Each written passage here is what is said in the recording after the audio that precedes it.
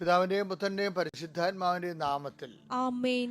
ഇന്ന് ശനിയാഴ്ച ഫെബ്രുവരി 22 നമുക്ക് അനുഗ്രഹത്തിന്റെ വാതിൽ അമ്മയോടൊപ്പം തുറക്കാം.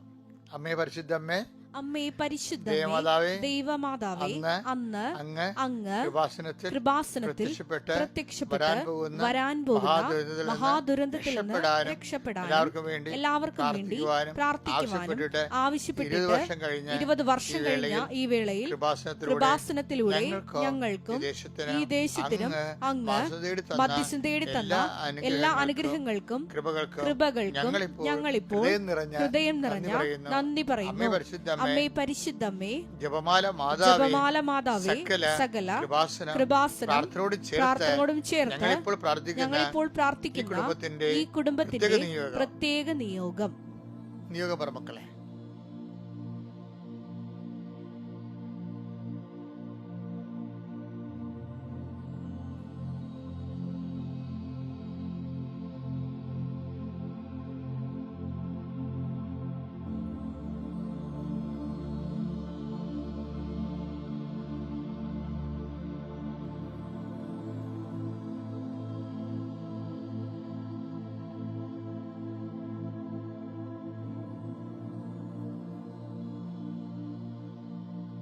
അമ്മയുടെ പ്രത്യക്ഷീകരണത്തിന്റെ ദ്വാദശക വേളയിൽ ഞങ്ങൾക്ക് സാധിച്ചു തരുവാൻ കനിയണമേ. വിശ്വാസ പ്രമാണം. സർവശക്തനായ പിതാവും ആകാശത്തിന്റെയും ഭൂമിയുടെയും സൃഷ്ടാവുമായ ദൈവത്തിൽ ഞാൻ വിശ്വസിക്കുന്നു. അവിടുത്തെ ഏകപുത്രനും ഞങ്ങളുടെ കർത്താവുമായ ഈശോമിശിഹായിലും ഞാൻ വിശ്വസിക്കുന്നു. ഈ പുത്രൻ പരിശുദ്ധാത്മാവിനാൽ ഗർഭസ്ഥനായി കന്യകാമറിയത്തിൽ നിന്ന് പിറന്ന് പൊന്തിയോസ് പീലാത്തോസിന്റെ കാലത്ത് പീഡകൾ സഹിച്ച് കുരിശിൽ തറയ്ക്കപ്പെട്ട് മരിച്ച് അടക്കപ്പെട്ട് പാതാളങ്ങളിൽ ഇറങ്ങി മരിച്ചവരുടെ ഇടയിൽ നിന്ന് 3-ാം നാൾ ഉയർത്ത് സ്വർഗത്തിലേക്ക് എഴുന്നള്ളി സർവശക്തിയുള്ള പിതാവായ ദൈവത്തിന്റെ വലതുഭാഗത്തിരിക്കുന്നു. അവിടെ നിന്ന് ജീവിക്കുന്നവരെയും മരിച്ചവരെയും വിധിക്കുവാൻ വരുമെന്നും ഞാൻ വിശ്വസിക്കുന്നു. പരിശുദ്ധാത്മാവിലും ഞാൻ വിശ്വസിക്കുന്നു. വിശുദ്ധ കത്തോലിക്കാ സഭയിലും പുണ്യവാന്മാരുടെ ഐക്യത്തിലും പാപങ്ങളുടെ മോചനത്തിലും ശരീരത്തിന്റെ ഉയർപ്പിലും നിത്യമായ ജീവിതത്തിലും ഞാൻ വിശ്വസിക്കുന്നു. ആമേൻ. സ്വർഗ്ഗസ്ഥനായ ഞങ്ങളുടെ പിതാവേ, അങ്ങയുടെ നാമം പൂജിതമാകണമേ. അങ്ങയുടെ രാജ്യം വരണമേ. അങ്ങയുടെ തിരുമനസ് സ്വർഗത്തിലെ പോലെ ഭൂമിയിലും ആകണമേ. അന്നു വേണ്ടുന്ന ആഹാരം ഇന്ന് ഞങ്ങൾക്ക് തരണമേ.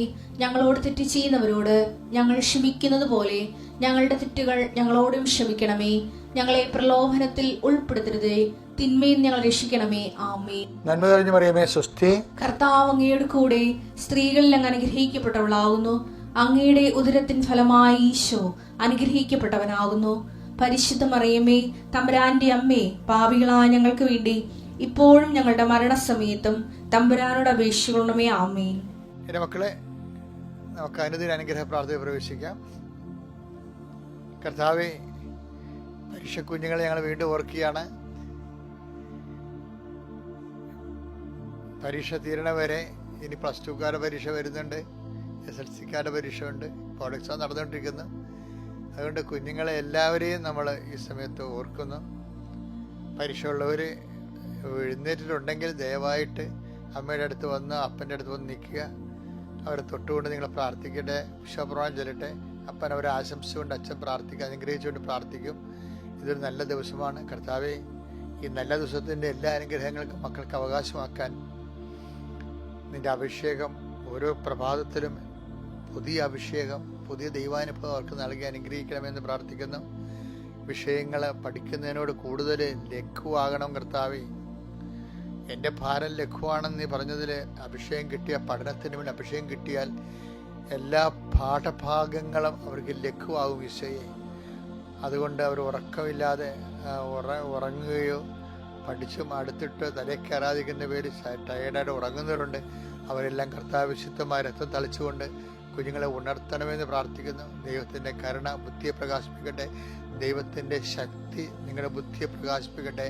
ദൈവത്തിൻ്റെ കരുണ നിങ്ങളുടെ എല്ലാ അവശതകളെയും അതിലംഘിക്കുന്ന ദൈവത്തിൻ്റെ സ്നേഹം നിങ്ങളുടെ ചിന്തകളെ ഭരിക്കട്ടെ. എൻ്റെ കർത്താവിൻ്റെ ഉന്നതമായ നാമത്തിൽ കടകമ്പോളുകൾ നടത്തുന്നവരുണ്ട്. കുടുംബത്തിലെ കുഞ്ഞുങ്ങളെക്കുറിച്ച് ഇതൊക്കെ കുഞ്ഞുങ്ങളൊക്കെ ജയിച്ചു വന്നാൽ ഇവിടെ പഠിപ്പിക്കുമെന്ന് ഓർത്തിട്ട് മാതാപിതാക്കന്മാരെ വെമ്പുന്നവരുണ്ട്. ഏത് മാർഗം അന്വേഷിക്കും, കുഞ്ഞുങ്ങളുടെ പഠനം അടഞ്ഞു പോകുമെന്നൊക്കെ പാവപ്പെട്ടവർ വിഷമിക്കുന്നവരുണ്ട്. സമൂഹത്തിൽ ഇടനിലക്കാരായിട്ടുള്ളവരാണ് ഏറ്റവും കൂടുതൽ ദുരിതം അനുഭവിക്കുന്നത്. അവർക്ക് ഒരു തരത്തിലുള്ള ഒരു സഹായം ഒരിടത്തും ഇല്ലാത്ത മനുഷ്യരുണ്ട്. അവരെല്ലാം സമർപ്പിച്ച് പ്രാർത്ഥിക്കുന്ന കർത്താവ് ഈശോയെ, ഈ പഠിക്കുന്ന കുഞ്ഞുങ്ങളെല്ലാം ഉപരിപഠനത്തിന് വിടാൻ ആവശ്യമായ അവരുടെ പ്രൊഫഷൻ, അവരുടെ അഭിരുചി അനുസരിച്ച് അവർ പഠിച്ച് മുന്നേറി സ്വന്തം കാര്യം നിൽക്കാനുള്ള കൃപ അവർക്ക് ലഭിക്കാൻ വേണ്ടി കുഞ്ഞുങ്ങൾക്ക് ഇപ്പം തന്നെ കർത്താവെ ഞാൻ അവരെ സമർപ്പിച്ച് പ്രാർത്ഥിക്കുന്നു. വിവാഹം നടക്കുന്ന കാലമാണ് ഈശോയെ. നോൻപ് തുടങ്ങിയാൽ പിന്നെ വിവാഹമില്ല. വിവാഹത്തിൻ്റെ അവസാന ദിവസങ്ങളൊക്കെയാണ് ഇപ്പോൾ നടന്നുകൊണ്ടിരിക്കുന്നത്. വലിയ കടങ്ങളിലൂടെ വിവാഹം നടത്തുന്നവരുണ്ട്, വലിയ സംഘർഷങ്ങളുടെ വിവാഹം നടത്തുന്നവരുണ്ട്. പലതര വിവാഹത്തിൻ്റെ പേരിൽ ഒത്തിരിയേറെ ദൈവത്തെ മാറ്റി നിറച്ച് സന്തോഷിച്ച് ഉല്ലസിച്ച് നടക്കുന്നവരുണ്ട്. ഇങ്ങനെയുള്ള എല്ലാ മനുഷ്യരെയും അങ്ങനെ തിരുസന്നിധിയിൽ സമർപ്പിച്ച് പ്രാർത്ഥിക്കുന്ന ഈശോയെ, നോൻപ് വരെയുള്ള നടക്കുന്ന എല്ലാ അടിയന്തരങ്ങളെയും ഞങ്ങളുടെ തിരുസന്നിധിയിൽ സമർപ്പിച്ച് പ്രാർത്ഥിക്കുകയാണ് ഈശോയെ. നോൻപിന് നോൻപിനോട് ഉൾക്കൊള്ളുവാനും അതിനുവേണ്ടി ഇപ്പം തന്നെ ഒരുങ്ങുവാനും അങ്ങയുടെ മക്കൾക്ക് അനുഗ്രഹം നൽകണമെന്ന് പ്രാർത്ഥിക്കുന്നു. കർത്താവ് ഫെബ്രുവരി മാർച്ച് 2, മാർച്ച് 3, 5 ഒക്കെ ആയിട്ടാണ് കർത്താവ് നോൻപുകൾ സഭകൾ ആരംഭിക്കുന്നത്. അവിടെ എല്ലാം കർത്താവ് നിൻ്റെ ചൈതന്യത്തിൽ ജീവിക്കാനുള്ള ആയിരങ്ങൾ ഒരുങ്ങിക്കൊണ്ടിരിക്കുന്ന ഒരു സമയമാണ് ഈശോയെ.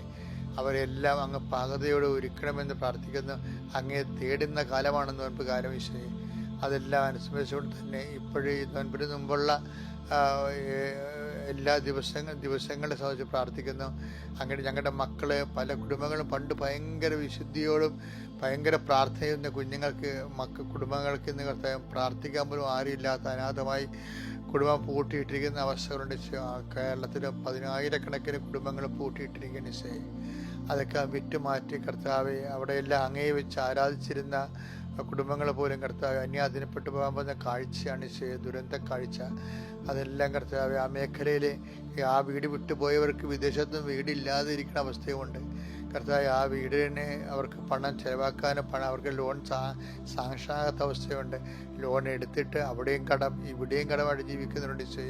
ഇങ്ങനെ എന്തെല്ലാം പുതിയ കാലത്തെ പുതിയ സങ്കടങ്ങളെ കർത്താവെ അങ്ങയുടെ തിരുസന്നിധിയിൽ കണ്ണീരോടെ സമർപ്പിച്ചുകൊണ്ട് അവർക്ക് എല്ലാവർക്കും വേണ്ടി ഞാൻ പരിശുദ്ധ അമ്മ കൃപാസന ആൾത്താരെ ജീവനോടെ പ്രത്യക്ഷപ്പെട്ട പരിശുദ്ധ അമ്മ, ഓരോ സഞ്ചാരി മാതാവ്, സമയത്തിൻ്റെ അധികാരി എല്ലായിടത്തും കടന്നു ചെന്നുകൊണ്ട് എല്ലാവരെയും സന്ധിക്കാൻ ഈ ദിവസം പരിശുദ്ധ അമ്മയ്ക്ക് സമർപ്പിക്കുന്നു. ശനിയാഴ്ച അമ്മയുടെ ദിവസം, അനുഗ്രഹത്തിൻ്റെ ദിവസം നിങ്ങൾക്ക് അവകാശമാകട്ടെ. ദൈവം നിങ്ങളെ അനുഗ്രഹിക്കട്ടെ. മക്കളെ, നമ്മളെ ഇന്ന് വായിക്കേണ്ടതേ സങ്കീർത്തനം 30:7 ഒന്ന് വായിച്ചേ. അങ്ങ് മുഖം മറച്ചപ്പോൾ. ദൈവത്തിന് അങ്ങനെയൊക്കെ ചില വിഷയങ്ങളുണ്ട് കണ്ട. അങ്ങ് മുഖം മറച്ചപ്പോൾ ഞാൻ പരിഭ്രമിച്ചു പോയി. അതെ, ചില സമയത്ത് നമുക്ക് പ്രസൻസ് ദൈവത്തിൻ്റെ സാന്നിധ്യം ആബ്സെൻ്റായിട്ട് ഫീൽ ചെയ്യും. നമ്മുടെ പ്രാർത്ഥനയ്ക്ക് ഒരു ഉത്തരം കിട്ടാതിരിക്കും. ഭയങ്കര നിർണായക നിമിഷങ്ങളൊക്കെ നമുക്ക് ഒരു ദൈവീയ വെളിച്ചം കിട്ടാത്ത സമയങ്ങളുണ്ടാവും. ആദ്യം ദൈവത്തിൻ്റെ ഭാഗമാണ്. അതുപോലെ തന്നെ സുഭാഷിതം 1:20 വായിച്ചേ. അപ്പോൾ അവർ എന്നെ വിളിക്കും, ഞാൻ വിളി കേൾക്കുകയില്ല. ഞാൻ മൈൻഡ് ചെയ്യത്തില്ലെന്ന്, ഞാൻ വിളി കേൾക്കുകയില്ല. ജാഗരൂകതയോടെ എന്നെ അന്വേഷിക്കും, ജാഗ്രതയോടെ എന്നെ അന്വേഷിക്കും, കണ്ടെത്തുകയില്ല. പിന്നെ നെഗറ്റീവ്സ് ഒത്തിരി ഉണ്ട്. പ്രാർത്ഥന ഒത്തിരി റിജക്ഷൻ റേറ്റ് ഉണ്ട്. ഇപ്പം നമ്മൾ പറയാം ഞാൻ സിമ്പിളായിട്ട് പറഞ്ഞ കേട്ടോ, നിങ്ങൾ വേറെ ഒന്നും ധരിക്കാതെ ഇത് പള്ളിപ്രസംഗമൊന്നുമല്ലേ, കാഷ്വൽ ടോക്സ് എന്ന് പറഞ്ഞാൽ ഇതിനെ. അതായത് നമ്മളെ ചില സ്ഥലത്തൊക്കെ വിടുമ്പോൾ അവർ പറയല്ലേ, അയ്യോ ആ രാജ്യത്ത് പോകാൻ പറ്റിയില്ല, അവിടെ എന്താണ് അവിടെ ഭയങ്കര റിജക്ഷൻ, വിസയ്ക്ക് ഭയങ്കര റിജക്ഷൻ റേറ്റാണെന്ന് പറയും. എന്ന് വെച്ച് കഴിഞ്ഞാൽ അതിൻ്റെ റിജക്ഷൻ്റെ കൂടുതലാണെന്നാണ് പറയണത്. അപ്പോൾ ചില ആൾക്കാർക്ക് ഈ പ്രാർത്ഥനയ്ക്ക് ഈ സംഭവം വരും. അതായത് പ്രാർത്ഥനയ്ക്ക് റിജക്ഷൻ റേറ്റ് കൂടും. അത് പ്രാർത്ഥനയുടെ പ്രാർത്ഥനയ്ക്ക് നമുക്ക് പ്രത്യേകിച്ച് ഇൻവെസ്റ്റ്മെൻ്റ് ഒന്നും ഇല്ലല്ല. ശബ്ദം മാത്രം ഇൻവെസ്റ്റ് ചെയ്താൽ മതി. നാക്കിങ്ങനെ അങ്ങോട്ട് മൂവ് ചെയ്യണം. പിന്നെ ശബ്ദമാണ് നമ്മൾ ഇൻവെസ്റ്റ് ചെയ്യണം, അല്ല വേറെ എന്താ. ഞാൻ നോക്കിയിട്ടൊന്നും കാണുന്നില്ല. വിശ്വാസമാണ്.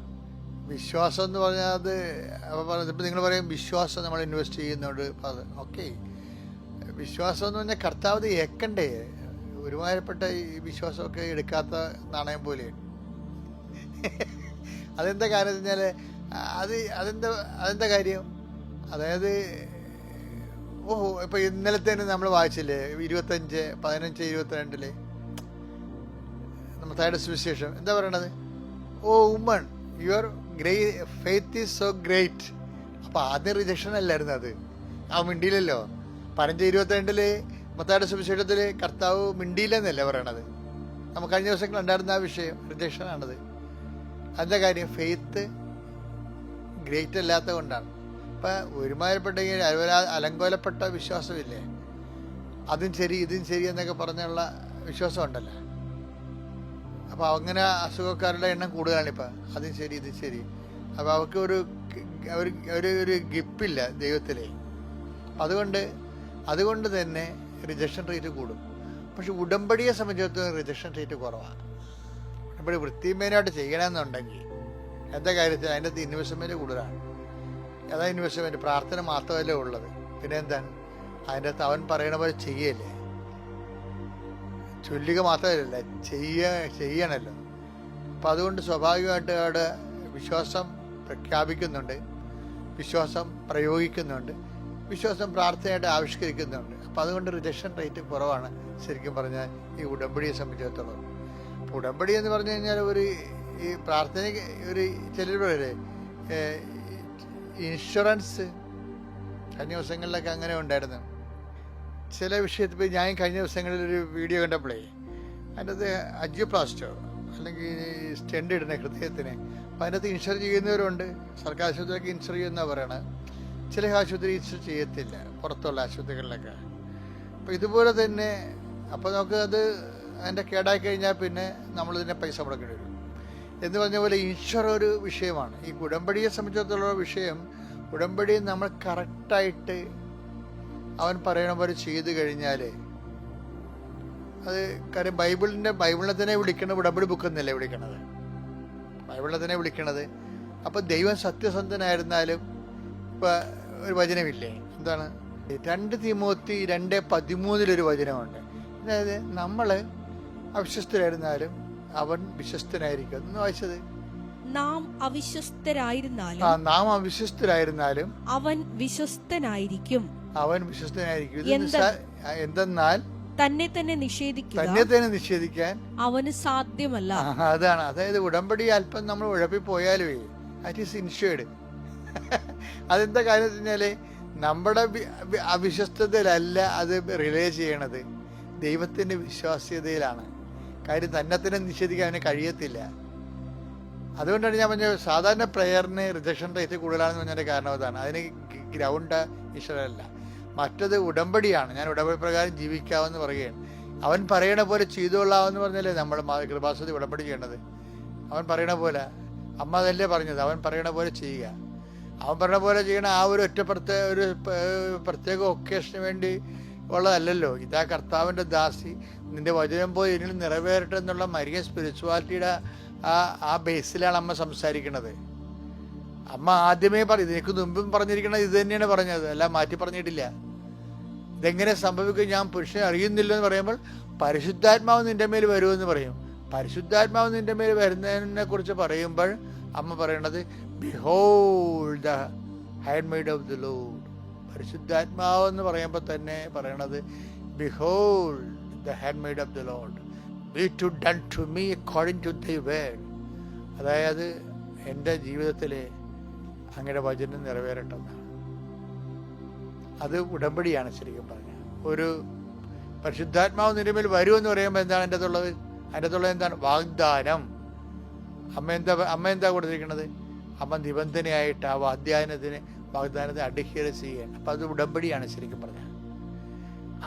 അതിൻ്റെ ബേസിലാണ് കാനായിലെ കല്യാണത്തിൽ എനിക്ക് നിനക്ക് എൻ്റെ സമയവും സമാധാനമായിട്ട് ഇല്ലല്ലോ എന്ന് പറയുമ്പോൾ അമ്മ ഈ ഉടമ്പടി, ആ വിഷയം ഉടമ്പടിയുടെ സബ്ജക്റ്റിനെ പരിധി കൊണ്ടുവരും. എന്താണ്?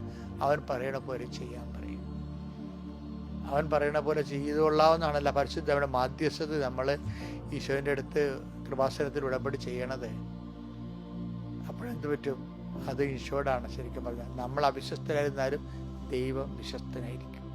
ഉടമ്പടി എടുത്തിട്ടുള്ളവർ പരമാവധി വിശ്വസ്തയോട് ജീവിച്ചുകൊണ്ട് അവരുടെ ദൈവതിരുസന്നിധിയിൽ അവർ വലിയൊരു ജീവിത രീതിയാണ് ഫോളോ ചെയ്യണത്. കഴിഞ്ഞ ദിവസങ്ങളിലെ സുമറാണിയുടെ സാക്ഷ്യം എനിക്ക് ഭയങ്കര ഇഷ്ടപ്പെട്ട സാക്ഷ്യമാണ്. സുമറാണിക്ക് 7 വർഷമായിട്ട് മക്കളില്ല. അവൾ ഹാമിൽട്ടണിൽ കാനഡയിൽ സെറ്റിൽഡാണ്. പക്ഷെ അവിടുത്തെ എല്ലാ സയൻറ്റിഫിക് ട്രീറ്റ്മെൻറ്റ് കഴിഞ്ഞിട്ട് മക്കളില്ല. പക്ഷെ സുമറാണിയുടെ ദൈവസ്നേഹം ഭയങ്കരമാണ്. എന്നെ പറയണമെന്ന് പറയും. അവൾ ഭർത്താവ് പറയണേ, നാട്ടിൽ പോകും, നമ്മൾ ഉടമ്പടി എടുക്കും. പക്ഷേ ഉടമ്പടി എടുത്തിട്ട് മക്കളെ കിട്ടിയില്ലെന്ന് വിചാരിച്ചുകൊണ്ട് നിങ്ങളുടെ വിശ്വാസത്തിൽ കുറവ് തോന്നരുത്. കാര്യം എന്താ? നമ്മൾ മക്കളെ കിട്ടാൻ വേണ്ടി അല്ല ഉടമ്പടി എടുക്കുന്നത്. ഉടമ്പടി എടുക്കുന്നത് ഉടമ്പടിയുടെ ജീവിതം നയിക്കാനാണെന്ന്. അയ്യോ, എന്നാ ഈ കാലത്തെ മനുഷ്യൻ്റെ ഒരു സാക്ഷരത! ഉടമ്പടി എടുത്തിരിക്കുന്നത് ഉടമ്പടിയുടെ ജീവിതം നയിക്കാനാണെന്ന്. അതൊരു സന്തോഷത്തോടെയാണ് ഉടമ്പടി ജീവിതത്തിലേക്ക് വരുന്നത്. ഉടമ്പടി ഒരു ജീവിത രീതിയാണ്. അതാത് ശരിക്കും സുവിശേഷപരമായിട്ട് വാഗ്ദാന പ്രകാരം ഈശോയുടെയാണ്. ഉടമ്പടി എടുത്തിരിക്കുന്നവർ ഉടമ്പടി ജീവിതമായിട്ട് മാറ്റുക. കർത്താവ് നിങ്ങളെ അനുഗ്രഹിക്കട്ടെ. Praise the Lord.